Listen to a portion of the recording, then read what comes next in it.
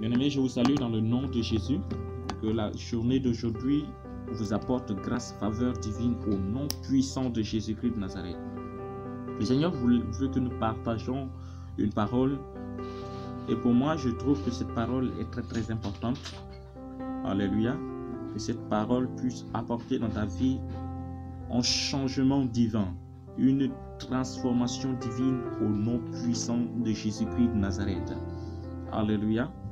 La parole dit, Gédéon, tu combattras. Alléluia. Dieu parle à Gédéon et dit, Gédéon, tu combattras.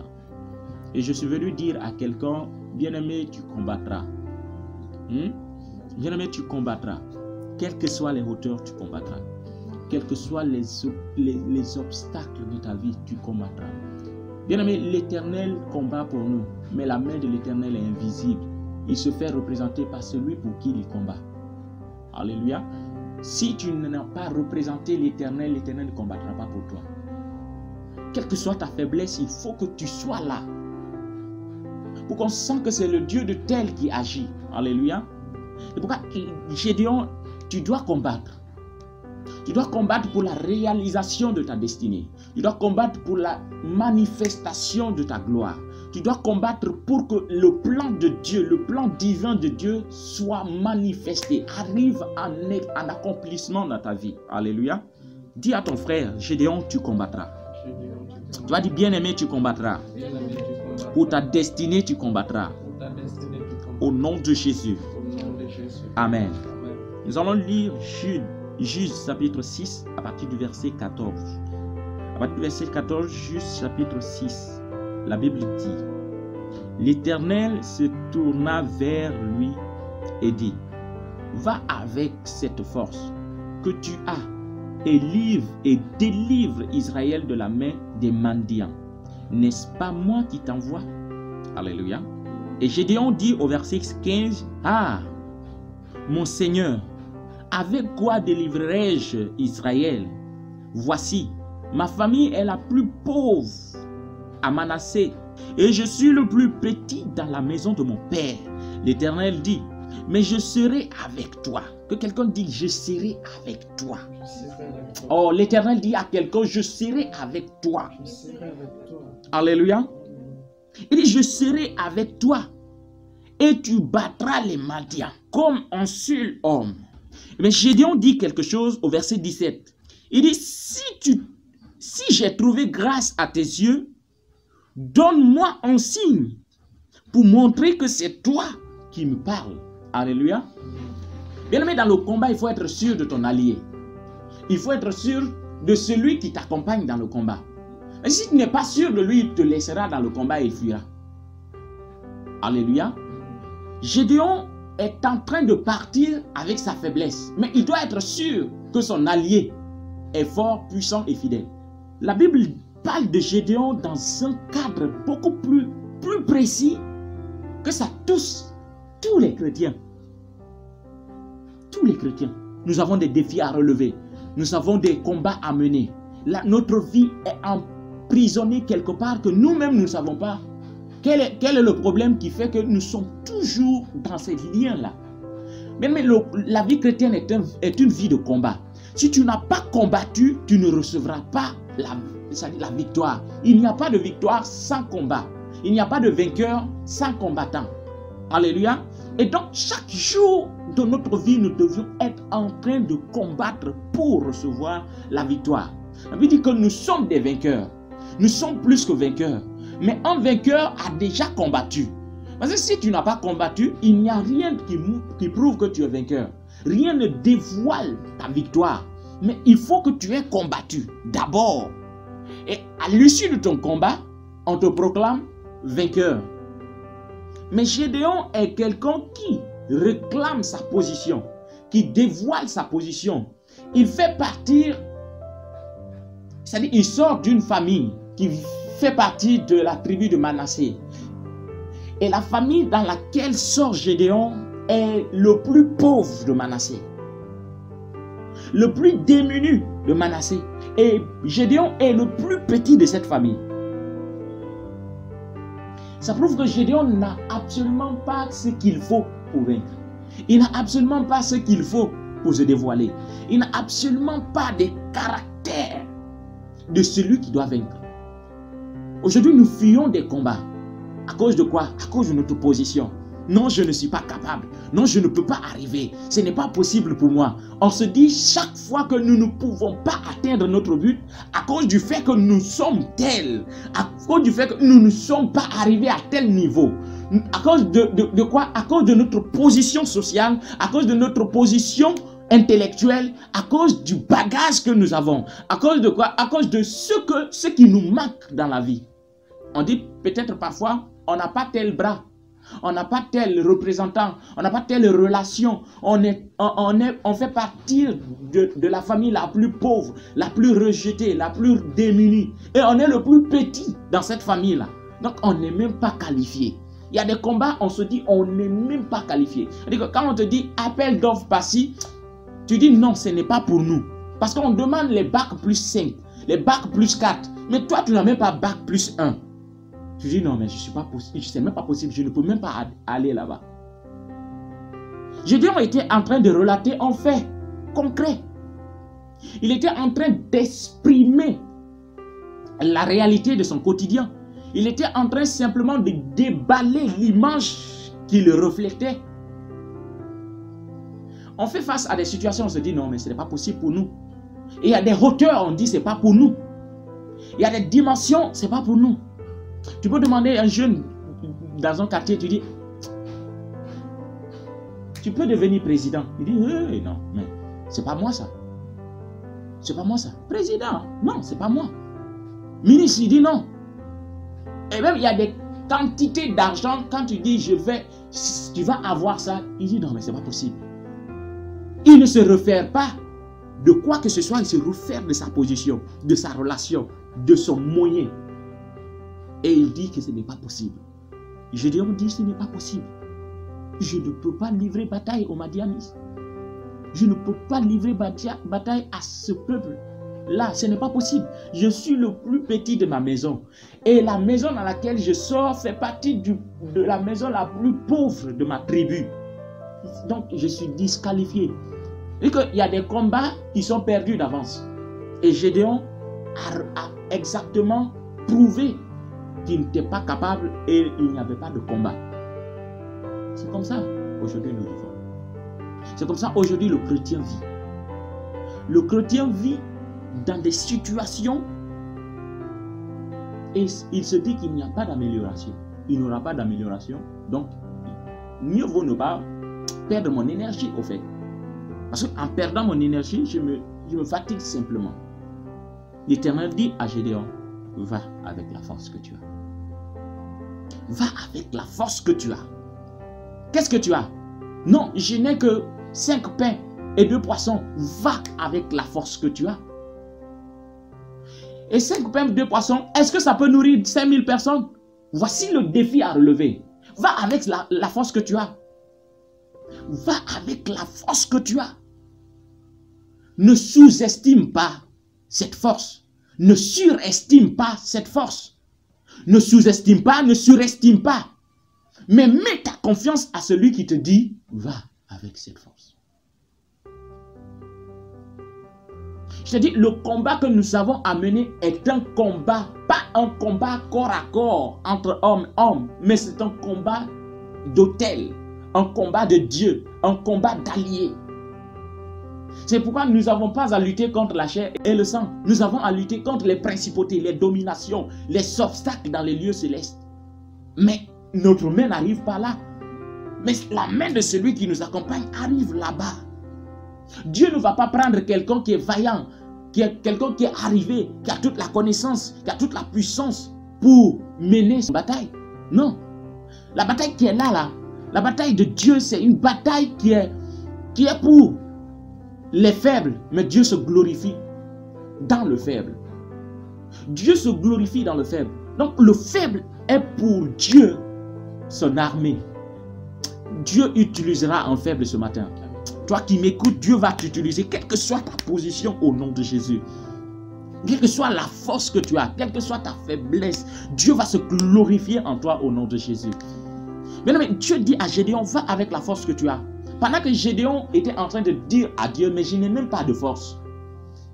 Il dit à Dieu, je suis le plus faible, le plus petit dans ma maison. Il dit que ma voix ne peut pas s'élever. Je n'ai pas de ressources. Mais Dieu dit, va avec ce que tu as.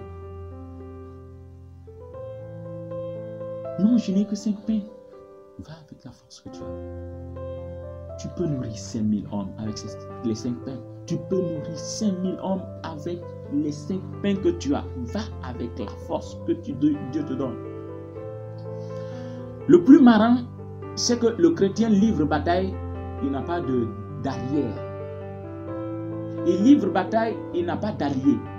Il livre bataille, il n'a pas de secoureur. Il n'a pas de secours. C'est ça le mal. Parce que celui qui bâtit, sans l'Éternel bâtit en vain. Il dit, si l'Éternel n'a bâti, celui qui bâtit, bâtit en vain. Parce que quels que soient les efforts, quelle que soit l'expertise de la personne, quelle que soit la capacité de la personne, le pouvoir, la force, l'intelligence, la sagesse de la personne, si elle n'est pas divine, si sa force n'est pas divine, si cette intelligence n'est pas divine, la personne bâtit en vain. Un chrétien sans son Dieu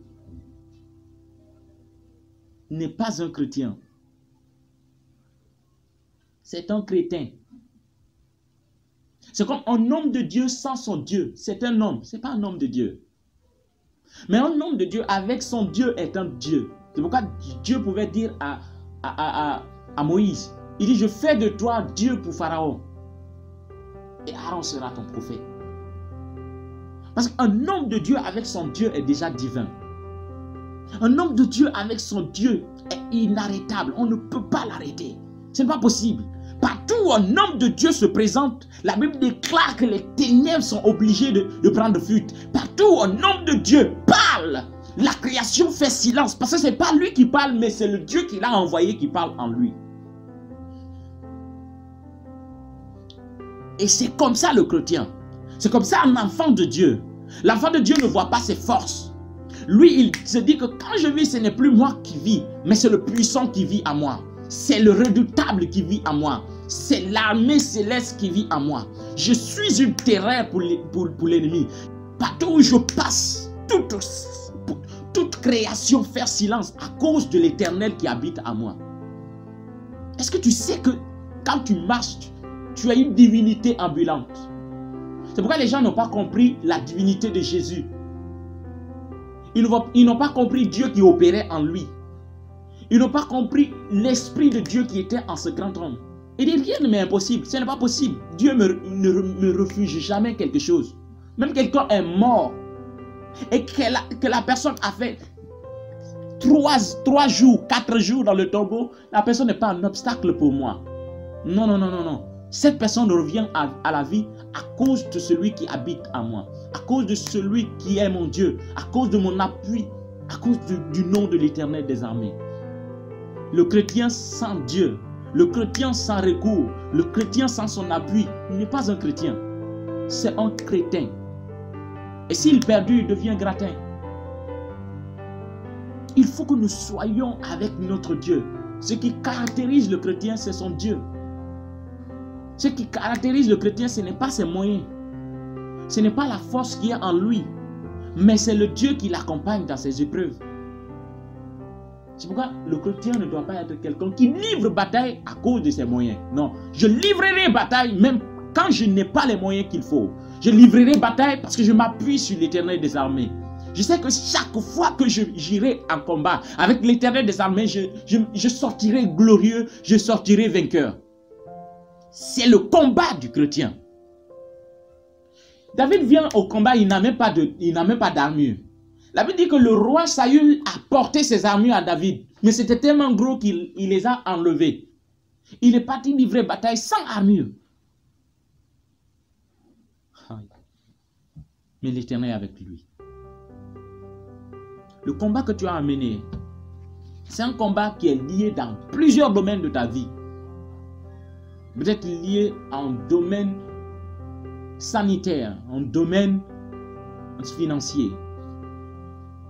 quel que soit le domaine dans lequel tu dois combattre, il faut combattre. Tu combattras pas avec ta propre force, pas avec tes propres moyens, tu combattras avec l'Éternel des armées. Il faut que nous sachions que la vue que nous avons là ne peut même pas voir les choses. Nous sommes aveugles parce que nous ne voyons pas Dieu, nous ne voyons pas la force qui nous accompagne dans le combat. C'est pourquoi par ma prière ce matin et par le feu de l'Esprit de Dieu, je commande à toute terreur, toute maladie dans cette nation, la Guinée, de dégager au nom de Jésus. J'envoie le feu de l'Éternel, consumer sur son chemin, sur son trajet, toute trace de maladie au nom de Jésus. Je sens que la force de Dieu va éradiquer cette maladie dans cette nation, ce mois-là. Dans mon esprit, je sens ça parce que je suis en train de livrer bataille à cette maladie. Je suis en train de combattre cette maladie. Je ne vais pas avec ma force, je vais avec l'Éternel des armées. Et par cette même occasion, tous ceux qui sont sous l'influence mystique ici sur le son de ma voix, par ma prière, je vous désenvoûte au nom de Jésus. Je vous désenvoûte au nom de Jésus. Je vous désenvoûte au nom de Jésus. Tout obstacle à votre vie, tout obstacle à votre percée, toute hauteur sur votre chemin, par ma prière, est détruite au nom de Jésus. Est aplanie au nom de Jésus. Est-ce que tu combats parce que tu as la force ou tu combats parce que le Dieu qui t'accompagne, c'est lui qui a la force?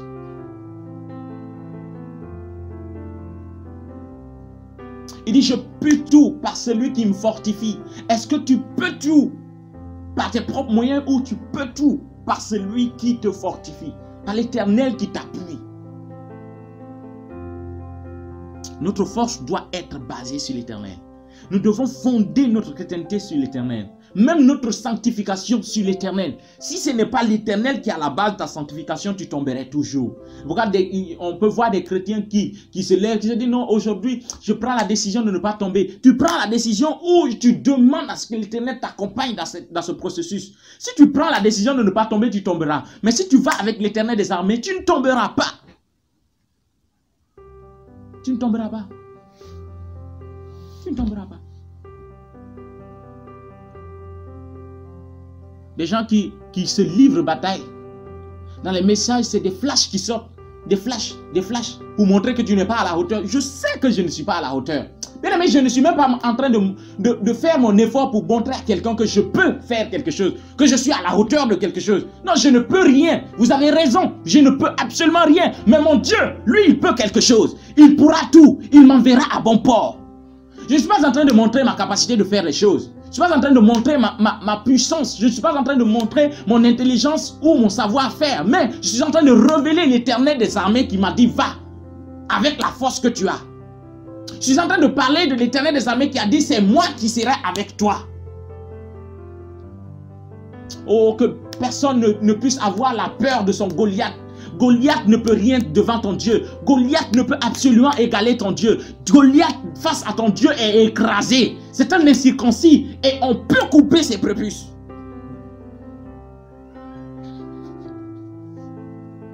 Le combattant qui va au combat comptant sur son Dieu est le véritable combattant. Mais le combattant qui part au combat avec lui-même l'idée qu'il a l'armure qu'il faut, la capacité qu'il faut, les techniques qu'il faut pour terrasser, ce combattant et restera dans le champ de bataille. C'est la différence entre Saül et David. C'est la différence qui était entre eux. Les deux n'étaient pas pareils. David partait au nom de Jésus.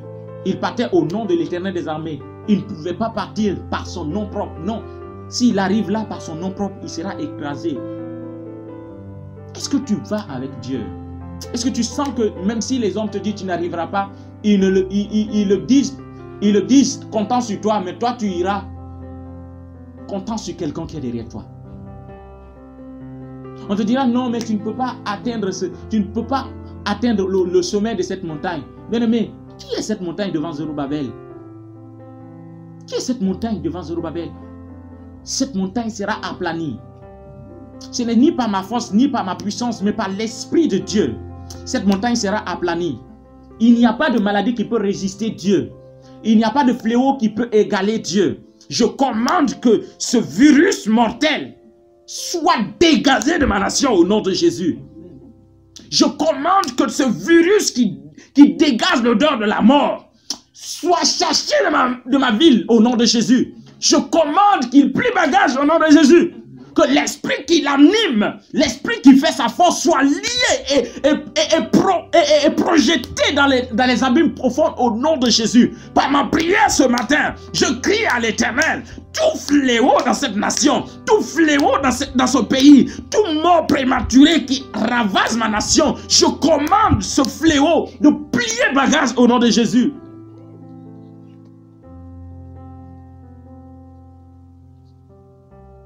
Qui est cette montagne devant Zorobabel? Il sera aplani. Ce n'est pas ma force. Je viens contre cette montagne au nom de l'Éternel des armées. Des hommes de Dieu qui se lèvent et puis qui se lancent des flèches. Non, hommes de Dieu, arrêtez de vous lancer des flèches. Nous n'avons pas à nous combattre entre nous. Notre royaume n'est pas divisé. Nous combattons contre les auteurs, contre les principautés, contre les esprits méchants dans les lieux célestes. C'est eux nous combattons. Nous ne nous combattons pas entre nous. Tu n'as pas à lutter contre ton frère. Si ton frère a péché, pardonne pour lui. Si ton frère a chancelé, pardonne pour lui et continue le chemin. Tu ne peux pas te lever contre ton frère chrétien. Comment est-ce que tu peux te lever contre ton frère chrétien? Tu es censé couvrir la nudité de ton frère. Tu es censé couvrir les fautes de ton frère. Pas ta prière. Mais tu es le même qui chaque fois envoie des messages flash. Comment est-ce que tu peux te lever contre ton propre frère? C'est ce qui caractérise aujourd'hui le chrétien. La Bible dit que David, quand il a dit j'irai le tuer, même ses propres frères se sont levés. Ils ont dit non mais il est orgueilleux. Donc il se croit qu'il ne va pas arriver. Et on voyait la mort de David. On voyait sa chute. Pas les adversaires mais ses propres frères. Ses propres frères. Bien aimé, la chrétienté ce n'est pas ça. Où est parti notre Dieu? Est-ce que nous comptons plus sur nos forces ou sur le Dieu qui nous a envoyés dans le champ de bataille? Voyons ce Dieu. Voyons ce grand Dieu qui nous dit, je te dis, va avec cette force. Tu n'as pas besoin d'entraînement. Ne dis pas, non, attends, je vais me réchauffer. Va avec cette force-là. Et voici, Dieu ne peut pas faire quelque chose pour toi. Très souvent, bien aimé, il faut que nous mettons Dieu en épreuve. Et Gédéon dit, tu dois d'abord me montrer un signe. Il faut que tu me montres un signe pour révéler que c'est toi qui dis, va. Il faut évaluer le Dieu qui te dit va. Il faut évaluer ce Dieu. Est-ce que c'est l'Éternel des armées qui te dit va? Si c'est lui, bien aimé, tu iras et tu viendras vainqueur. Tu iras et tu viendras vainqueur. Il n'y a pas d'obstacle à ta destinée. Je prie que tout obstacle à ta réussite, à ton élévation, à ta percée, à ton mariage, soit dégagé sur ton chemin au nom de Jésus. Personne ne peut se lever et défier le Dieu d'Israël et rester vivant. C'est pas possible. Goliath est venu, on l'a tué. Le jeune frère de Goliath est venu, on l'a tué. Lui, Goliath avait 5 doigts. Mais son jeune frère avait 6 doigts. Chaque main, 6 doigts, 6 doigts. Quelle que soit la terreur du jeune frère de Goliath, tu le tueras encore. Je dis, aucune hauteur ne va s'arrêter devant toi. Aucune hauteur ne va t'empêcher d'atteindre tes objectifs. Par ma prière, je déclare que toute hauteur à ta destinée, toute parole de malédiction qu'on a lancée et qui aujourd'hui affecte et infecte ta vie, par ma prière, je l'anéantis au nom de Jésus. Je l'anéantis au nom de Jésus.